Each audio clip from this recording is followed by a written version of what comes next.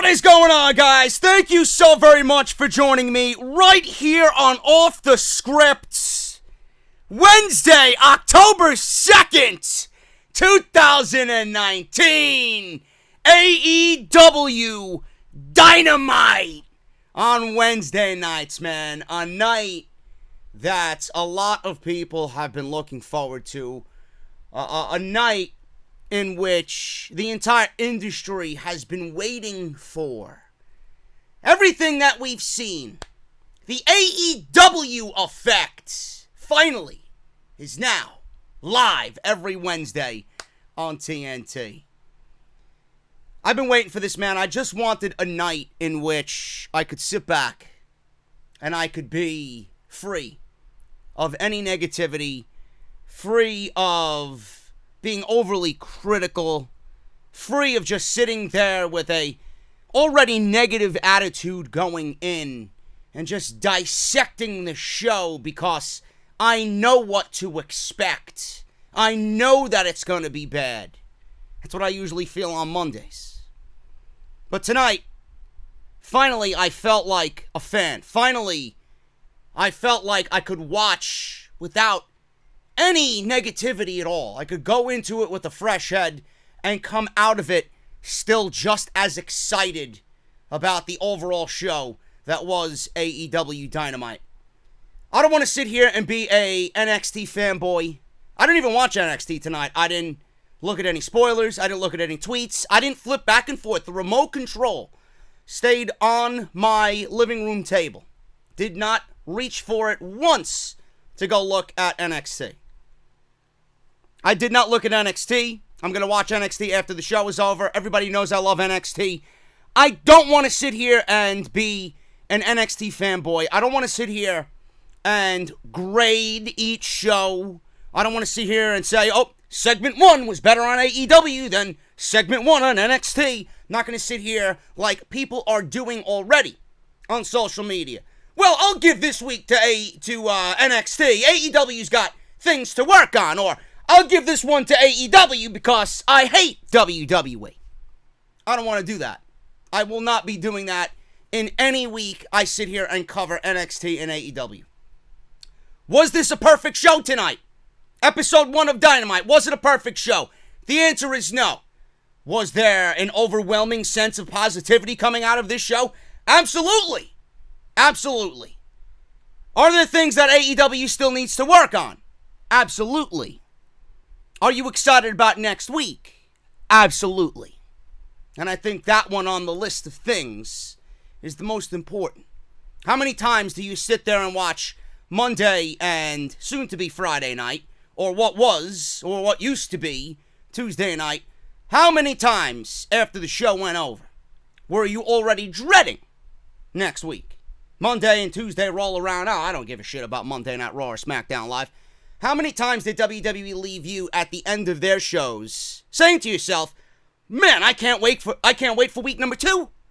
I can't wait for week number 2. That's exactly what I felt. That's the most important thing I got out of this show tonight, and I love every minute of it. We're going to go over everything tonight on AEW Dynamite, the good, the bad, and everything in between. What I thought was a home run show, minus it not being a perfect effort. Nobody expected it to be a perfect effort, but in my eyes, they hit an absolute home run tonight that's going to make you want to see next week when you wake up tomorrow morning, and that's all I could have ever asked for. I'm JD. Thank you guys so much for joining me on Off the Script. We're going to get into it in just a little bit. Quickly, though, follow me on social media, at JD from NY206. That's on Twitter and Instagram. Make sure you guys do that each and every Wednesday night. You can tweet live with me during AEW Dynamite. Make sure you guys do that. I would really appreciate it. Hit that subscribe button down below and turn on that bell for all notifications. I will be right here after Dynamite goes off the air every single Wednesday, and tomorrow morning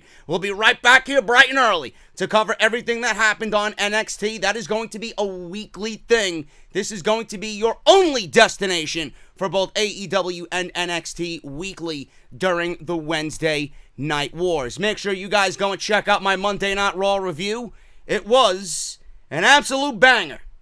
Really, Literally. And I'm sure Bobby Lashley could say the same thing after Monday night. Make sure you guys go and check that out. One of the highest rated Monday Night Raw reviews of the entire year. Make sure you guys go and check out what people are saying was my best Monday Night Raw review of the entire year. That is linked down in the description below. And Tuesday, the debut of Off the Script Elites, AEW's very own podcast right here under the Off the Script umbrella. Make sure you guys go and check that out. That's going to be a weekly thing as well, each and every Tuesdays. That went live yesterday at 5 p.m. Make sure you guys go and check that out if you so choose. Tonight's podcast is brought to you by none other than my good friends over at Audible, man. Quickly, you guys can do something great for me and support the podcast at the same time. audibletrial.com/offthescript. Make sure you guys use our unique link as it pertains to Audible, because you guys are going to get 30 days free and one free audiobook of your choice. Yes, 30 days free and one free audiobook of your choice. All you have to do is use our link, go through the sign-up process, enter in all the appropriate information. You will not be charged at all. After that, you guys are going to download the app on your iPhone or Android devices, free, and then Audible's going to give you a selection of a free audiobook of your choice. You get one, so make it count. Over 200,000 choices to choose from, a lot of which are wrestling related. Make sure you guys go and do that. Best part is, if you guys feel like Audible's not for you, you sign up and think, well, I just did this to support JD. I don't really want Audible. Easy. You guys can cancel in that 30 days and still get to keep your audiobook for free. Sounds like a good deal to me. audibletrial.com/offthescript, guys. Get your 30 days, get your audiobook, and support Off the Script. First things first, man. Let's go over the presentation of AEW Dynamite. Everything from the set and the stage, to the sound, to the camera work, to the overall vibe in the arena, to the commentary, and everything in between. AEW, starting in May with Double or Nothing, then going on into Fyter Fest and Fight for the Fallen, and then All Out in Chicago. Everything leading up to this show and this day was trial and error.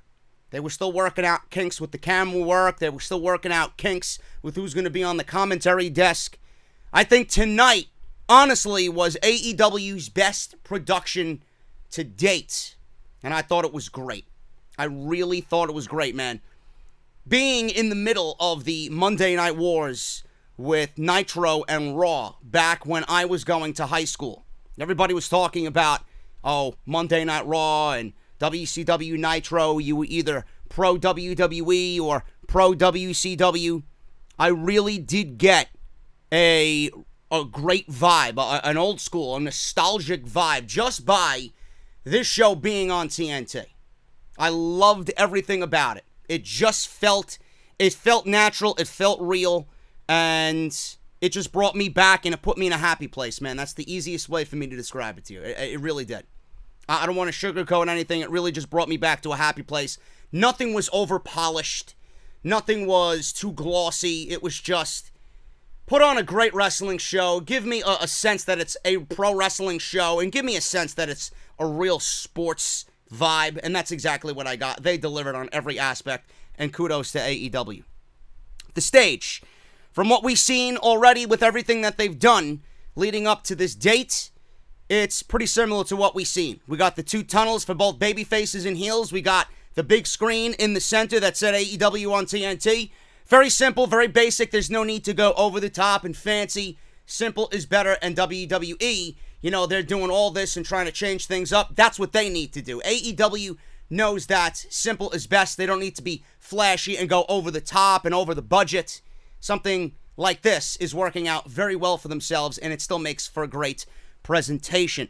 The commentary team was Excalibur, Jim Ross, and after rumored to be not on the commentary team, Tony Schiavone did the entire show. No Golden Boy, no Alex Marvez. I am not sure at this moment if they are going to have a revolving door of commentators. I did pitch an idea where we have one main event level commentary team, which would be the team that we see tonight, and maybe we see Schiavone or Ross in the beginning working with a Golden Boy, for the first hour. And then we get to the main event guys like Excalibur and then Tony Schiavone and Jim Ross do in the second hour. I'm not sure if they're going to go that route, because what I heard tonight, I thought this was one of their better efforts as far as commentary goes. A lot of people are still not sold on Jim Ross. Excalibur has warmed up to me immensely. I love his voice and I love his enthusiasm. It's really difficult to find someone that knowledgeable and that intense and that into the action. And you can tell he loves everything that he's doing. That I appreciate. Some people can't get behind Jim Ross because, of the presentation that he gives. He just looks very down. He looks very negative. He's not very overly excited about anything. That's why they added Tony Schiavone. Tony Schiavone, and I'm going to say this as simple as I can. Schiavone, within the first 10 minutes of this show, showed you every reason why he should be the lead commentator on AEW Wrestling. He didn't miss a beat at all. At all. He sounded brilliant. And honestly, I love JR. I respect JR immensely. But sometimes it is better for JR to be used in a backstage capacity where I think he's going to be a little bit more useful. And that's where, most of his paycheck is going to be earned. Through this. Not through this anymore. His paycheck's going to be earned. His value to this company is going to be earned, or is going to be showcased better with what he's got working on with up here. Not his mouth anymore. Back in the day, yes, he was the best, probably the greatest of all time. Tony Schiavone, at his age, still as good as ever. And that's the voice I want to see on AEW. I'm not sure if this is what they're going to do, if JR is going to be there and maybe give way to Tony Schiavone, or if this is going to be the regular three-man team that we see. But after 10 minutes, Tony Schiavone, I said it on Twitter, needs to be the lead commentary guy on AEW. He sounded fantastic, and like I said, he did not miss a beat all night. And I know at one point Tony Schiavone was trending on social media. That's a big deal, and it's unbelievable to see, and he deserves every minute of it. I love it. Absolutely love it. The camera work. I love the camera work, and you've seen AEW was really, I don't want to say doing it just because it was the first night and they wanted to make it big, but I would sense that AEW did this on purpose, just to kind of throw it in WWE's face, kind of indirectly. Those big pan shots that they did of the arena, showing you how packed it was in there. They did that on more than one occasion to fuck it to WWE. Because they know that they're running at least 14,000 people in that venue at the Capital One Arena, and NXT is running 500 people at Full Sail University, which is fine. I have no problem with NXT, but they're running 500 people with what looks to be an NXT takeover card. That card could fill 14,000 seats if they wanted to, but they want to stay in Full Sail, which is fine, like I said. But for a fact that they did that huge arena sweep camera job on more than one occasion to be like, yeah, look at what we did, and look at what those little guys got going on down in Orlando, Florida, down there. So, I thought that was great, and the camera work tonight was really good. They didn't miss a beat. I didn't miss any moves. Sometimes we'd see Mark Quinn go up for a 450 and we wouldn't see it, or a dive over the top rope would be done by somebody. We wouldn't see it because the camera's focusing on something else. Everything seemed to be in line. Everything seemed to be crisp and on point. Did a good job. It's only going to get better from here. The more experience, the more weeks that they have under their belt, it's going to be like riding a bike. So I'm not really worried about what their presentation is going to be at all. Justin Roberts sounded phenomenal. I would say even more so than anybody WWE has, and I love Greg Hamilton and Mike Rome. Justin Roberts still showing you why he's the best ring announcer in all of wrestling today. He's no Fink, but Justin Roberts is killing it right now. Got to shout out Chris Van Vliet. He was there. He had a small interview outside during one of the intermissions. So it's good to see him on television. I'm expecting him to have more of a backstage role as well. Or maybe that's going to be his role. I don't know. Interviewing someone before they come through the curtain. But it was great to see him there. He's got his role on AEW television. Everything seemed to be on point as far as the presentation goes. And the crowd in Washington, D.C., man, you guys absolutely brought it. It's funny. There was a sign in the crowd, rather, that said, Vince fears ratings. It was hilarious to see that. I felt like I was watching Nitro all over again, man. So it was hilarious. Whoever brought that sign, shout out to you, man. You deserve an internet handshake for that one. That was classic. Dead right on camera. So everybody's seen it. Vince fears ratings.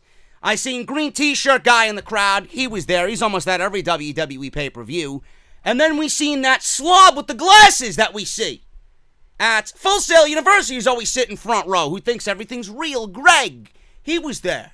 Now, if he's sitting front row at AEW and not at NXT's biggest show ever, what does that say about where his just overall feelings lie in this entire Wednesday Night War? Pretty interesting stuff right there, being that Greg is sitting front row and he's not at Full Sail University for what was an NXT takeover-like card on the USA Network. Awesome. So everything about that I really enjoyed. And then we hit the introduction, which you guys all seen already on social media. The AEW on TNT account tweeted it out. I loved it. It's just got a great wrestling vibe. It hits hard.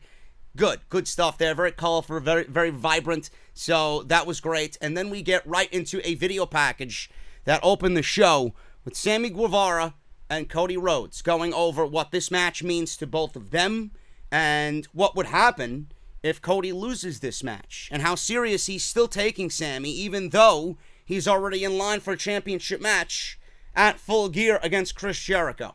I love this opening video package. It was shot beautifully. It was just one of those things that got you set up for what you were about to see. And this is what I kind of chimed in on. It really wasn't a big criticism as far as WWE goes, but with NXT the last 2 weeks, they just put on a lot of wrestling, which is fine, which I love, but a lot of wrestling with no backstory about any of the performers whatsoever, unless you've been watching NXT for the last 5 or 6 years like I have been, and everybody that watches me. So I love the fact that they did this video package because it set up what you were about to see with Cody and Sammy Guevara. Cody makes his ring entrance, and he rose from the depths. He came up on a platform underneath the stage. Him and his wife, Brandy, they were standing there like statues. No music or anything. And then his music hits, and the crowd absolutely tears the arena down, man. Cody was received like a hero in Washington, D.C. He ate it up. He lived it. I felt Dusty looking down on him. At one point, I got all teary-eyed because it's unbelievable what we've seen happen with AEW up until this point. Now they're on Wednesdays. Now they're competing against NXT, and this is the 10th month of their existence. And Cody is the leader of this revolution, along with Matt and Nick and Kenny and Hangman Page and Tony Khan and everybody that is in AEW that's gotten us to this point. You know how important this night is to that man. You've seen it all over his face. And he was received like a hometown hero tonight. And I think he deserves every bit of what he got tonight. It was unbelievable. Sammy Guevara comes out. Now you're probably looking at Sammy and you're asking yourself, who's this guy? Who is this vanilla midget, right? And then at the end of the match, you probably ate your words. Because what we were about to see was unpredictable. Nobody knew what was going to happen. Nobody knew the type of match we were going to get. Everybody was like, why is Cody on the opening match? Typical Cody, right? At the end of this match, I guarantee you, both of these men shut you up. Guarantee you. I had my phone blowing up with people who were like, this is brilliant. This is perfect. This is unbelievable. They couldn't have started this show better. And I agreed with every one of those sentiments.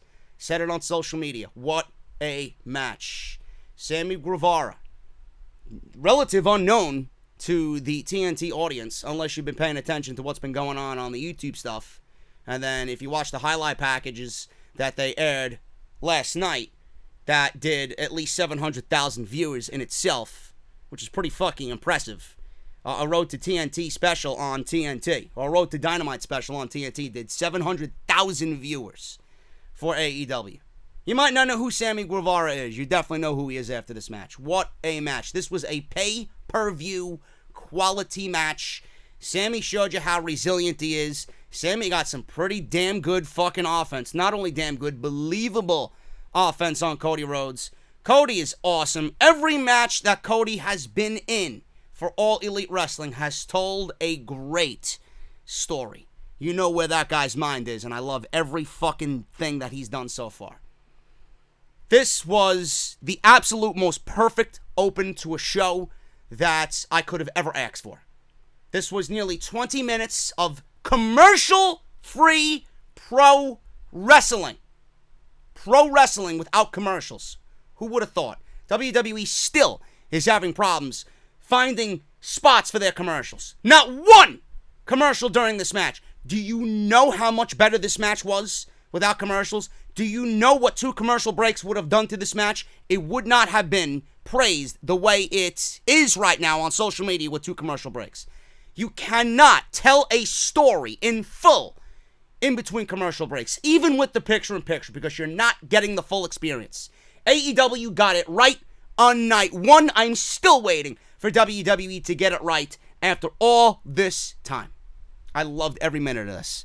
Cody wins in about 13 minutes, and this was a pay-per-view match to open AEW Dynamite. Now, this was back and forth. Crowd is very pro-Cody, and Guevara, at one point, kipped up, slapped Cody in a very arrogant display of who the fuck you think you are, which was great.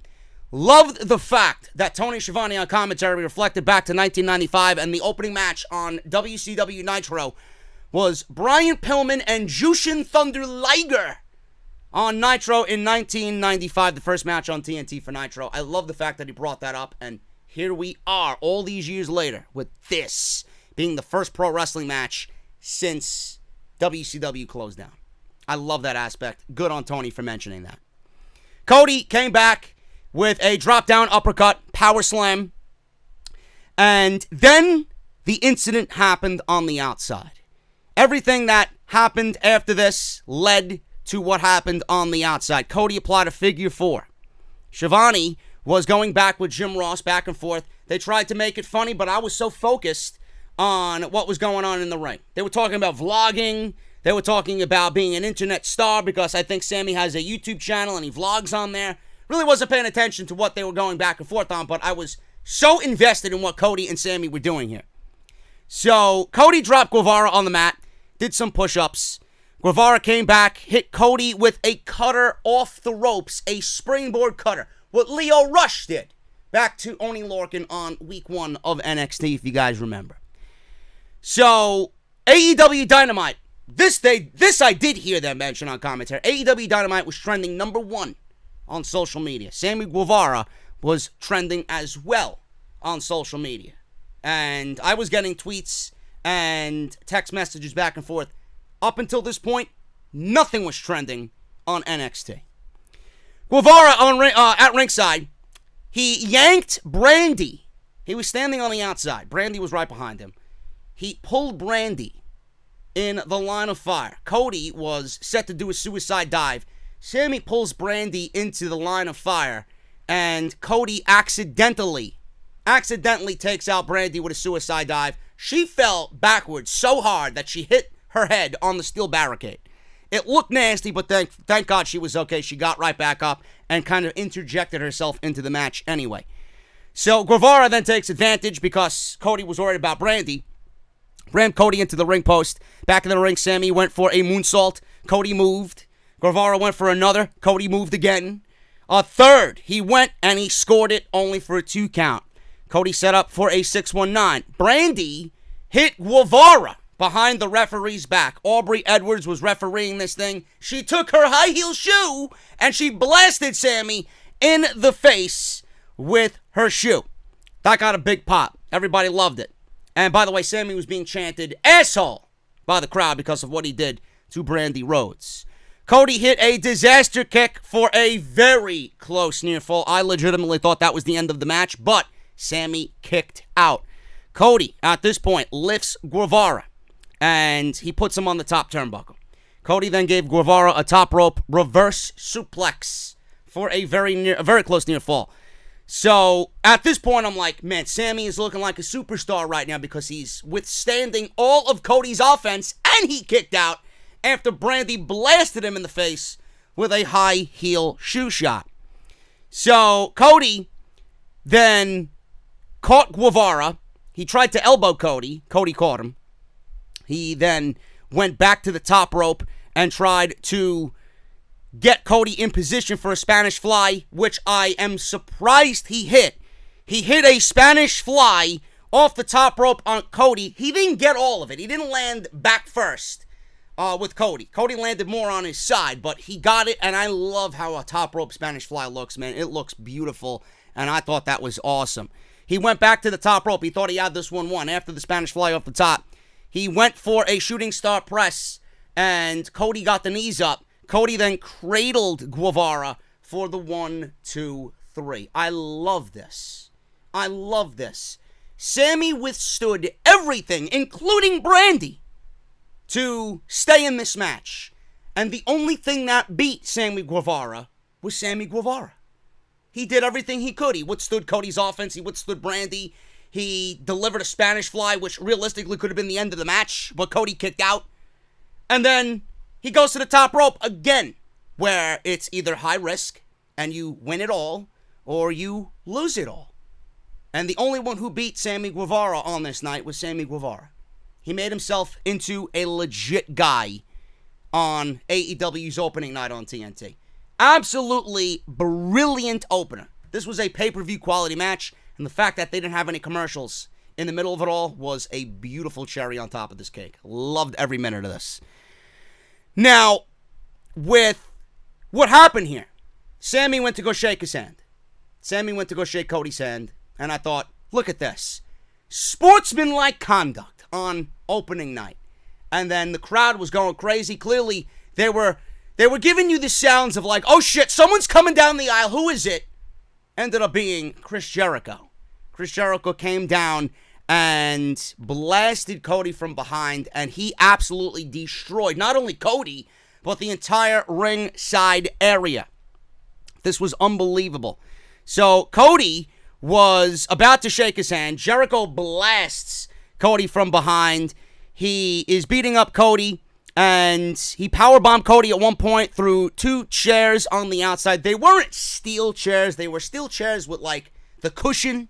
So, either way, it looked good, but it probably did more to protect Cody than anything. He still hit the concrete, but that would have been terrible if it was legit 2 regular steel chairs with no cushions. Brandy was looking on concerned. Jericho, at one point, shoved Shivani. He was down there because he was set to interview Cody about this title match coming up at Full Gear. He shoved Shivani out of the way. It was awesome. This was awesome. And he went up the ramp, and he was just staring into the crowd. He was saying thank you, and he had clean-shaven himself. Jericho had clean-shaven himself on this night. I don't know if you guys thought the same thing, with his hair pulled back in a ponytail and clean babyface Jericho. He's not a baby, heel Jericho, but babyface shave-wise. It gave me vibes of his first debut on Monday Night Raw, where he came out with the big clock counting down, the Rock's in the ring. It reminded me of that, you know? It was great. Everything about this opening sequence for the first 20-25 minutes was fucking brilliant.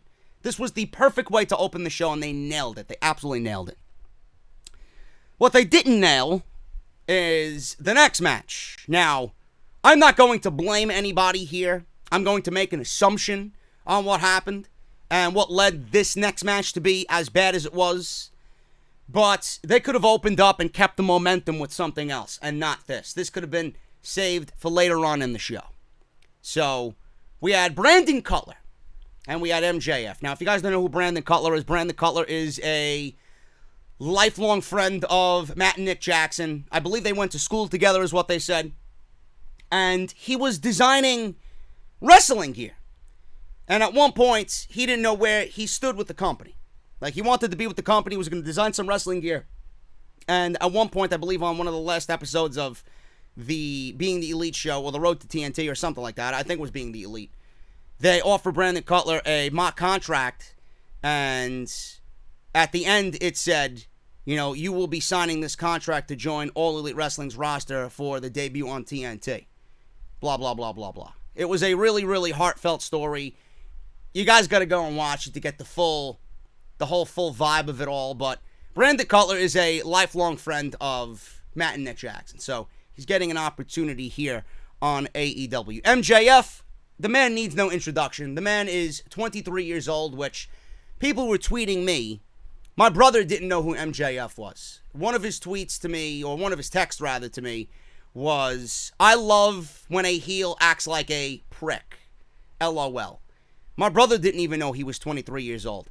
My brother heard MJF for the first time tonight, and these are the exact words that he told me via text. The WWE roster, looking at this 23-year-old MJF, could learn a thing or two on how to cut a promo. My brother didn't know who MJF, and on night one, in 5 minutes, was impressed by MJF vocally. I could watch MJF for 3 hours. Put him on Monday night, put him in the ring with a microphone for 3 hours. That'll be the best Monday Night Raw of the year. The guy is brilliant when he's speaking. Future AEW World Champion, no question. Now, I didn't expect much of this match, but it was one of those things that I wish I could forget, honestly. And it's not MJF's fault in any which way. I'm not even going to blame Brandon Cutler on this one, though he probably had so much nervousness going into this thing. I don't know when he last wrestled. I don't know how well he can wrestle. We've seen him in a battle royal here or there, but we really didn't see, him in a one-on-one environment. So most of what happened tonight probably was nerves. But he went for a suicide dive on the outside on MJF. And I'm going to assume that he hurt his knee on the suicide dive. That's what I'm assuming. Now, I could be wrong, and the news tomorrow or the news on Friday could say something else. Maybe he just legit did botch and slip off the top rope. It's not out of the realm of possibility that someone slips off the top rope. The top rope is slippery.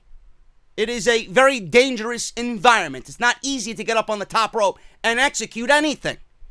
Anything can happen to anybody, even the best. But I'm going to assume that he hurt his knee on the suicide dive. It didn't look like it, but when he got up to the top rope, I don't know what he was planning.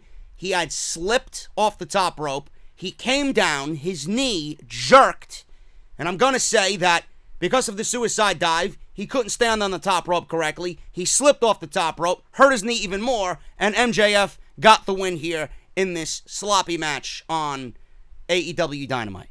That was pretty much it. So AEW has their first, oh my God, moment. Not out of the, it's nothing to laugh at. It happens to everybody. NXT had it with Aaliyah and Xia Li last week. It happens to everybody. Don't worry about it. But I'm going to say that Brandon Cutler got hurt here. MJF wins. He wins with the Salt of the Earth tap-out win. And MJF, like I said, get used to seeing him. He's going to be the real deal on AEW Dynamite. We had Chris Van Vliet with his first night on the job, interviewing Kevin Smith and Jason Mules of Jay and Silent Bob. Now, I did not even realize they were rebooting this movie. I don't know why Hollywood feels they need to reboot everything. I was a fan of the originals. I thought they were awesome. But apparently they're remaking this movie, and this was nothing more than a cheap, innocent plug for a C-level movie. So I don't know why anybody's getting bent out of shape. Oh, look, AEW's already going to the Hollywood dumpster. Not going to make a difference. They're there because it gets their movie out into the public, and I think Kevin Smith is big enough that if he is sitting front row, it's kind of a big deal if he's sitting front row at a All Elite Wrestling show. I loved everybody that came out in support of AEW today. I don't know if it was the man behind Family Guy. What's his fucking name? Seth MacFarlane. I seen a beautiful tweet from the American Dad Twitter account. And it was almost as if it was legitimately a full-fledged just animation by Seth MacFarlane with Jericho in cartoon form looking like an American Dad character with everybody of the American Dad cast. And they did some big promotional hype around AEW Dynamite tonight. Everybody came out in support of AEW, man. It was just a beautiful thing to see. So I'm okay with this. I really am. They came out and they did a cheap plug for their movie. Then out comes Angelico and Jack Evans. Now, they have not won a single match yet as a tag team. reason why they're not in the tag team title tournament. They were talking trash to Kevin Smith and Jason Mules. I think Kevin Smith mentioned, well, you guys haven't won a match yet. So, nice little zinger there to Angelico and Jack Evans. Private Party come on out.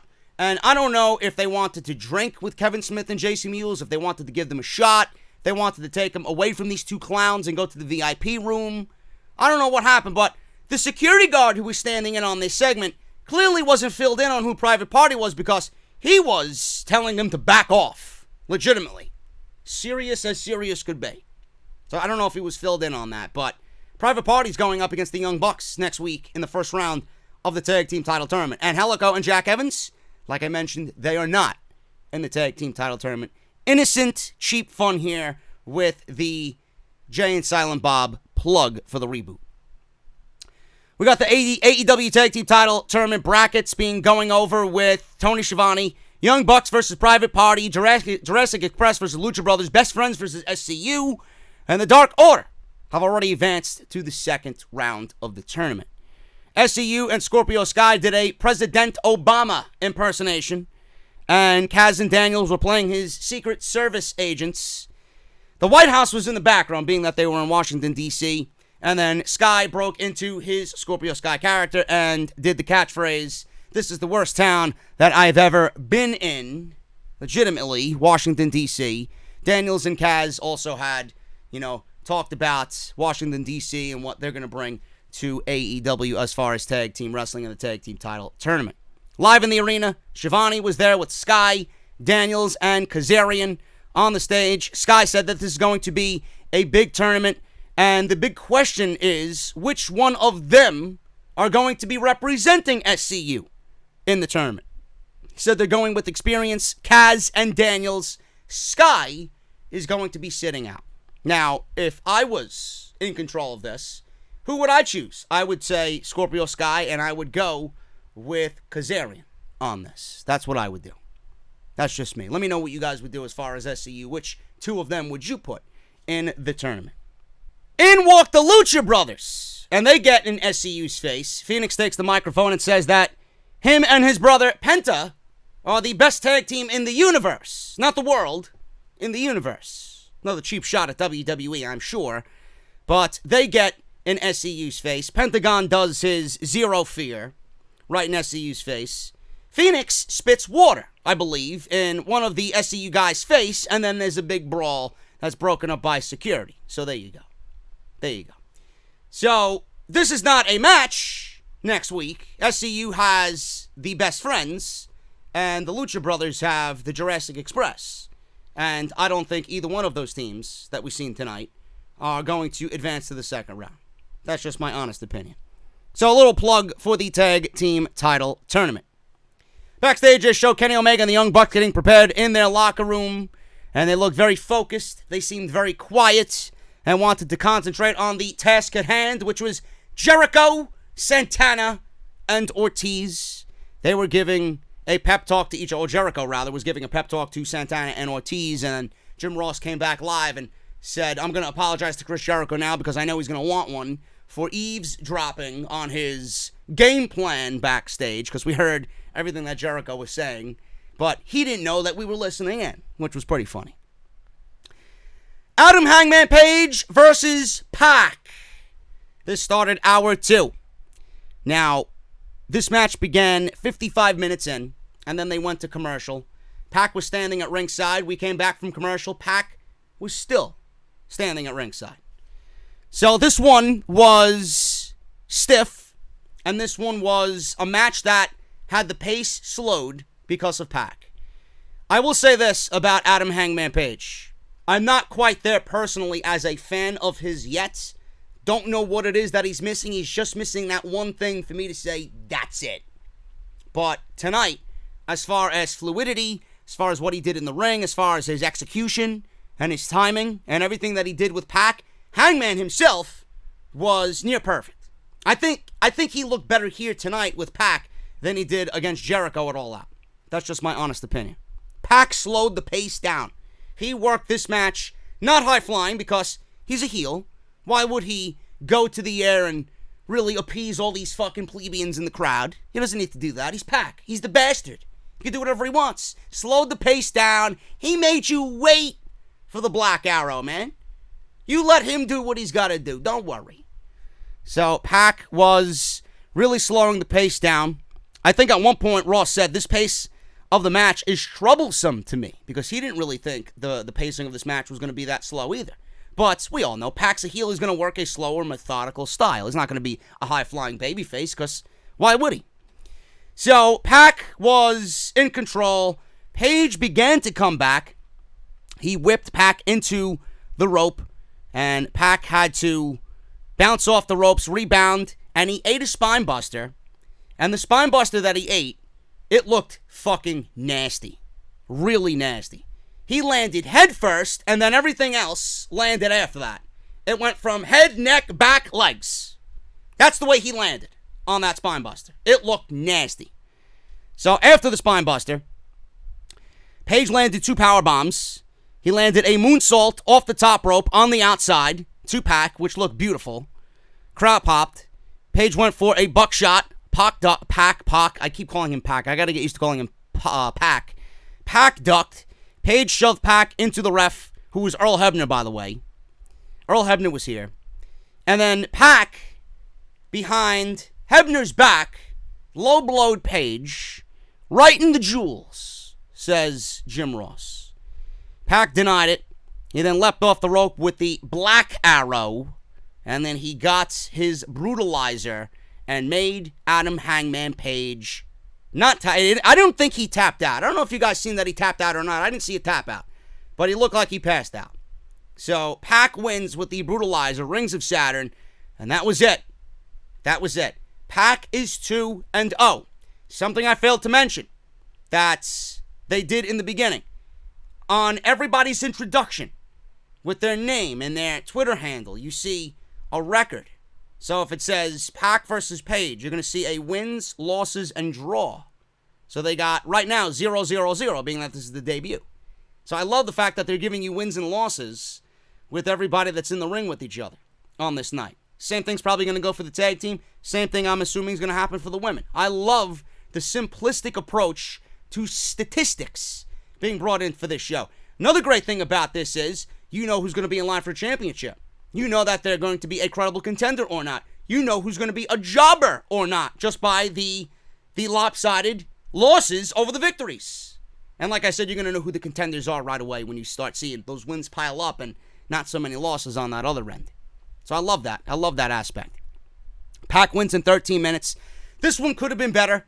I think the pacing of the match slowed it down. I know why it was slow. But other than that, Adam Hangman Page, there's no reason for him to win this because if he does, where does he go?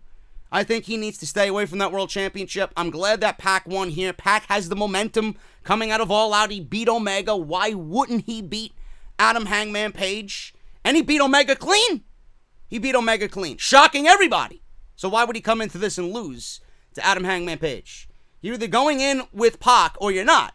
Clearly they had him beat Omega, and he's going to beat Page here. So it wouldn't have made any sense if he lost. So I love the fact that he won. He is now on his way to possibly getting a championship match against Jericho when we see that title defended. I'm not sure if it's next week or the week after in Philadelphia. Or is it in Philadelphia next week? It's either Boston or Philadelphia, the next two shows. I don't know in which order they come. I think Philly is next week and then Boston. Either way, the title's being defended on one of those shows. Pac might get that title shot against Jericho for the AEW World Championship. Britt Baker came out. She made her way to the announce desk to commentate on the AEW Women's Championship match that we were about to see. Riho versus Nyla Rose for the AEW Women's Championship. I thought Nyla Rose was going to win this thing. I really did. I thought Nyla Rose was going to win this. I thought AEW was going to give Nyla the championship and just really tout about her backstory. And that was the reason why they were going to give her the championship. I did not at all foresee AEW giving Riho the women's championship. But Kenny Omega has put a lot into the Joshi style. Kenny Omega has put a lot into bringing these women over from Japan to the United States. He's done a lot of work to get everybody on board with who they are and what they bring to the table. So it looks like Kenny Omega's direction and influence over the Joshi style being brought into AEW trumped everything else that AEW, or I thought AEW, had planned for the Women's Championship, which I don't have a problem with. I'm just surprised that they didn't swing the other way and gave it to Riho. Riho wins the AEW Women's Championship in what I thought was a decent women's match. Now, I'm thinking, when I go watch NXT, there's no way they're going to outshine Candice LeRae and Shayna Baszler. There's no way. I knew this going in. I wasn't even setting myself up for this to be better than that. I don't want to say it was a complete stinker of a match. It was better than what we see on Monday Night Raw and SmackDown Live. That much I'll say. But that's not really comparing it to anything. This could have been a lot better. This match was decent because the crowd made it so. This match was decent because the crowd loves Riho so much, and they got behind her so much to win this championship. I think Nyla Rose is very good.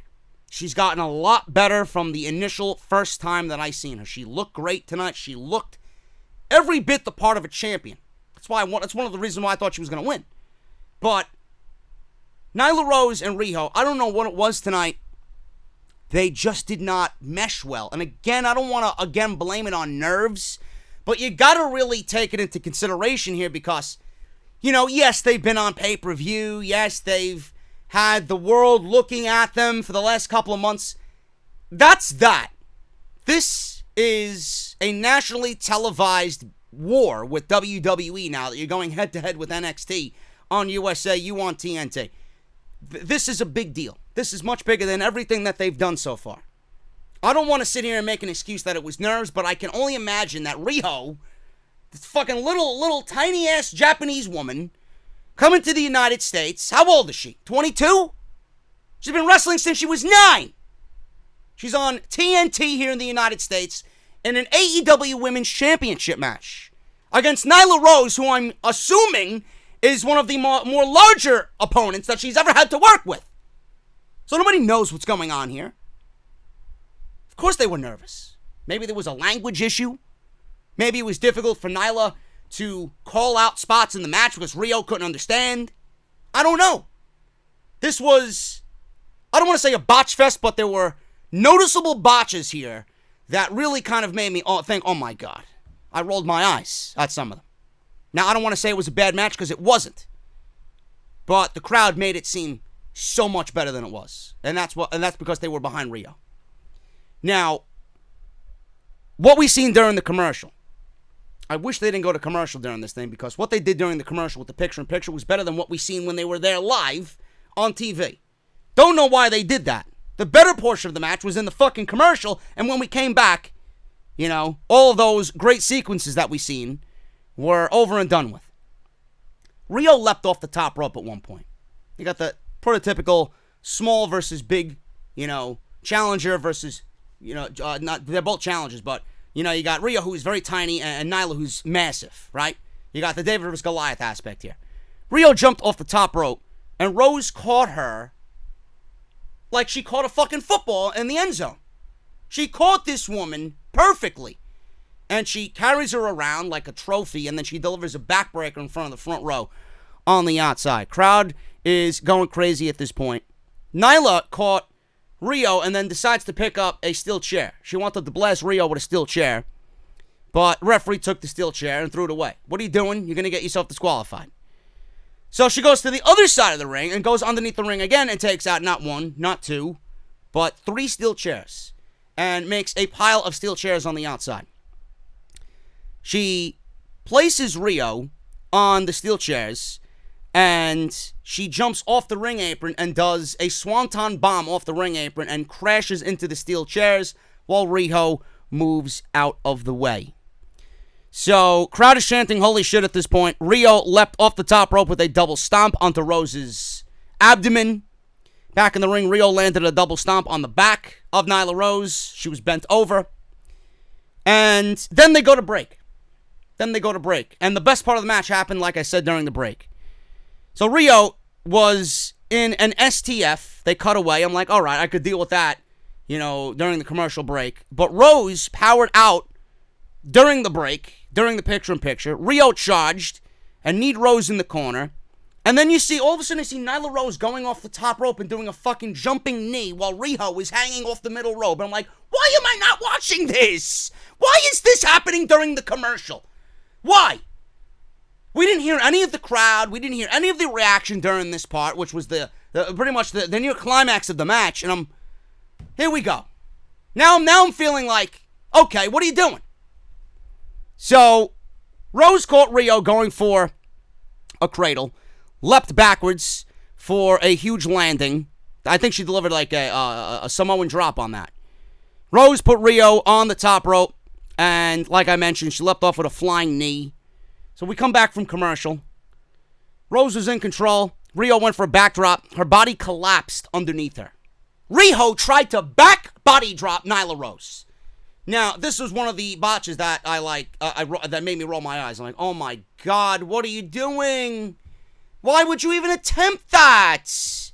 Now, I don't know what happened there. Maybe her back legitimately gave out. Maybe Nyla fucking just corpsed and she didn't allow Riho to back body drop her. That's a possibility. I don't know. I really don't know. I don't know why that wasn't executed the way it should have been executed. It looked very, very, very sloppy. So, Riho came up with forearms. Rose was just standing there eating every forearm and every punch that Riho threw at her. Rose then took Riho, and she took more punches, ate a big boot. Riho surprised Rose with a roll-up, which was also sloppy. Rose clotheslined Riho and then hit a Death Valley driver for a near fall. I thought that was legitimately it, and it was not. Riho kicked out. Rose climbed to the top, and Riho caught Rose on the top turnbuckle with a flurry of punches. Rose brushed them off. Riho then hit an avalanche Northern Lights suplex for a near fall. So after the two botches that we seen by these women in the match, they went for a third, which I thought was going to be even more catastrophic. I don't believe they even tried that one. She went for a Northern Lights suplex. She hit it. Got a near fall. Riho kept up on Nyla. Hit the double knees in the face, in the corner for the win. And Riho wins the Women's Championship. Everybody going crazy. This was decent, but like I said, the crowd made it better. Michael Nakazawa came out to say how good the match was and how proud he was of Riho. Tried to interview her. Rose attacked Michael Nakazawa. Again, another botch here. She went for a powerbomb, couldn't lift him up. She muscled him up again and delivered a Tiger Driver to Michael Nakazawa. Then Rose was going up off the apron. She wanted to go attack Riho, and then Kenny Omega came out and made the save for Riho and his friend. I love this. It is simple storytelling, and they told this story during the match.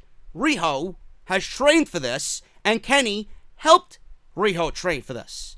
So Kenny's in the back about to come out for his match, and Nyla's going on a warpath of destruction, and he's standing there behind the curtain. He said, fuck this, I'm coming out and I'm saving my friend. I'm not going to have Nyla Rose attack Riho for no reason after she just won the Women's Championship. So I like the basic, simple storytelling. They're continuing the story, folks. It's continuity.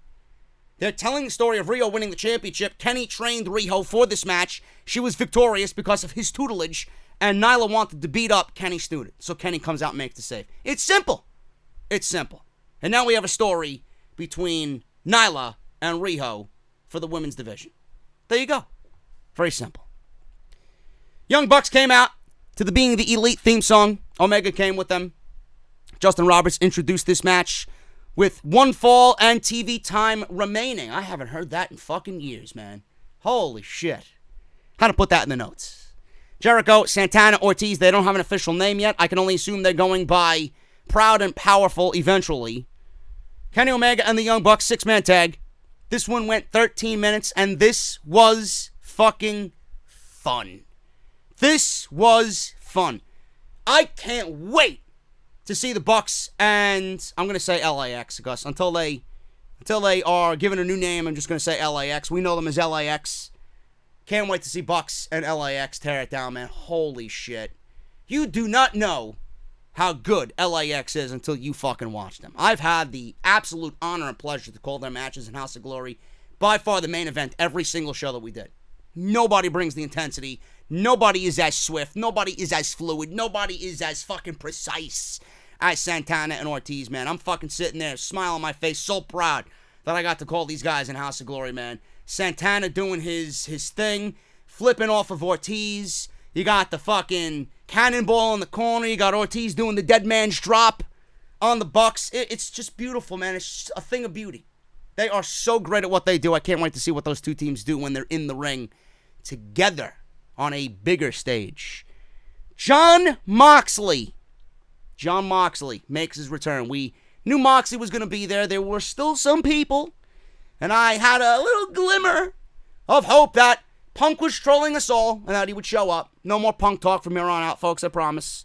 No more Punk AEW talk, at least, because I think he just signed the deal with Fox. I think Punk's going to be on WWE Backstage. They'd be fools to not sign Punk. And Punk had an interview with Collider. A lot of Punk in the wrestling news nowadays, man. It's weird. It's very weird. But Moxley comes out. Omega is about to do his Rise of the Terminator.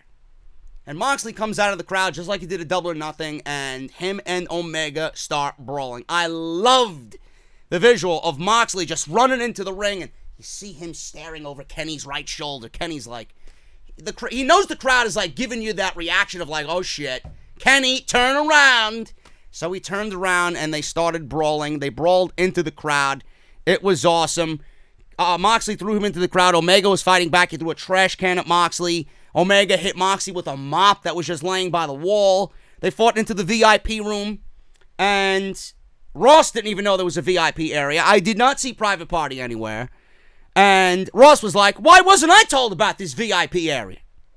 So Moxley then DDT'd Kenny into a glass table that was sitting in the VIP area.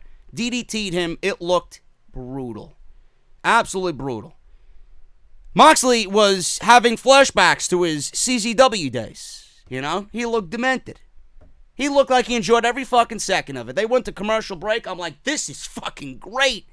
I got people blowing up my phone saying, dude, I'm having a blast watching this shit. That's when you know you succeeded. That was awesome. Fucking awesome. Now we got a 3-on-2 situation. People were texting me. Do you think Punk's coming out? My brother even said, I think all this Punk talk has him coming out tonight. That's what he said before the show. Now, I know it's a long shot. I know it's just everybody thinking, because they're thinking along the lines of what a return should be. Of course, it would be a perfect moment. Night 1, AEW Dynamite, head-to-head with WWE. It'd be perfect. It'd be perfect. But we didn't see. And the fact that they wasted Moxley early on in this match, everybody was like, well, the Bucks are going to need a third partner, right? So why not think Punk? Why not? It didn't happen, though. It was 3-on-2. Jericho, it was actually 2-on-2. It was LAX and the Bucks. Jericho took a nice little fucking long-winded nap on the outside. He came in when he needed to. But back after the DDT through the glass from Moxley on Omega, Bucks were alone against Jericho and LAX. And we had Matt. Matt was being isolated. He was being beat down by LAX. Overhead suplex by both Ortiz and Santana. Nick got the hot tag, went after Ortiz and Santana. Rapid fire back and forth kicks. I'm telling you, man, Nick, he's always on, but man, is he on. What he does, you just watch and you're like, holy shit. Same thing with Matt, with the Northern Light suplexes. Fucking beautiful, man. Unbelievable. Nick was moving around like he was fucking like a Super Bowl. Just bouncing back and forth. He was over the top rope. He did a corkscrew over the top rope. He was kicking people off the apron. And after everything, after the corkscrew, he looked into the camera and he started playing up to the crowd. Matt went over, urged him to make the hot tag. Matt tagged in. They set up for the Meltzer driver. And then Jericho caught Nick in mid-air as he was mid-Meltzer driver. Ortiz and Santana beat Matt up. Jericho then landed a great-looking Judas effect. He's getting a little bit better with it, so I'm glad.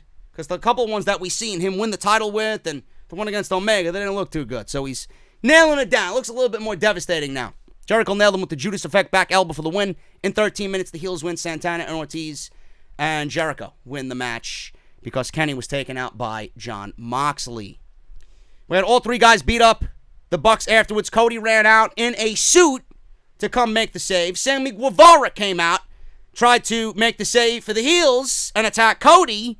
Then we got Dustin Rhodes coming out. He kicked Guevara below the belt, gave him a swift snap power slam, and then out of nowhere, Jake Hager, a.k.a. Jack Swagger, like we talked about on Off the Script on Tuesday.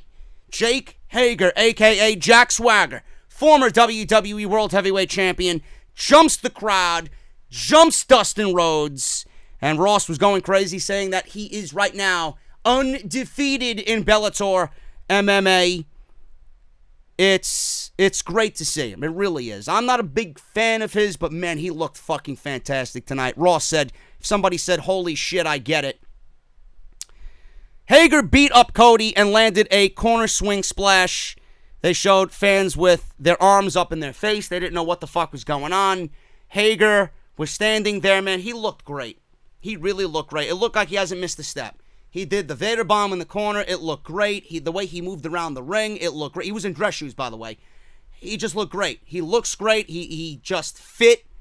And he stood there. I was waiting for him to do We the People, but he didn't do it. The crowd did it for him because they knew. They knew what was going on. That was the big surprise tonight. So they slammed Dustin. They pulled the timekeeper's table, which is this small boxed table, and Hager fucking slammed Dustin back first on this thing. It broke, but really didn't, and it looked really fucking shitty. So Hager did some damage on night one. Next, they held Cody up as Jericho started slapping him, and he delivered a Judas effect to Cody, and that was the way AEW Dynamite, the opening show, went off the air. What a stable to start off night one. LAX, Santana and Ortiz, Sammy Guevara, Jericho, Jake Hager. You got a mixture of everything in there, man. You got probably the best tag team on the planet in LAX. You got the young stud in Sammy Guevara. You got the fucking veteran, top of the mountain in AEW, world champion Chris Jericho. A returning former WWE guy in Jake Hager. You're looking pretty damn fucking good there, bro. That's what I call a stable on night one. Man, I loved it. That was a hot close to a great show. It wasn't perfect by any means, man. It really wasn't. The botches in the women's match, the little bit of confusion that I seen after that great Cody Sammy Guevara match, the Hangman Pac match, Pac was a little slow and too methodical for my liking, but it still ended up being pretty solid. Overall, this was a home run show. Overall, it got me excited for what's happening next week. And that's all I could ask for. As long as you keep people's interest, you will have people watching the show. I thought it was awesome. They hit a home run. Can't wait for week number 2. And what's there not to like, folks? What's there not to like? There is a lot going on right now in pro wrestling. AEW, I feel after tonight, they're here to stay. I couldn't be more happy with what I've seen tonight. And hopefully they will get better as the weeks go on. Thank you guys so very much for joining me right here on Off the Script, man. If you guys enjoyed, let me know what you think down below. Hit that thumbs up. Make sure you guys check out all the other content that you are going to get weekly. Everything you missed will be down in the description. Make sure you guys go and check that out.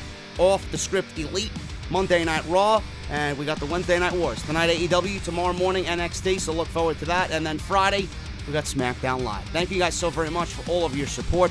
Thank you all for being here, and I'll see you guys tomorrow morning for NXT. Can't wait to see what Adam Cole and Matt Riddle did for the NXT Championship match. I heard that match opened the show, and the tag team titles closed the show. I wonder why they did that. I wonder why the tag team championships closed the NXT show on USA Network. I'll give you one reason why. You guys know. See you guys on NXT tomorrow. Thank you so much. Hit that thumbs up. And AEW killed it tonight. Can't wait for next week.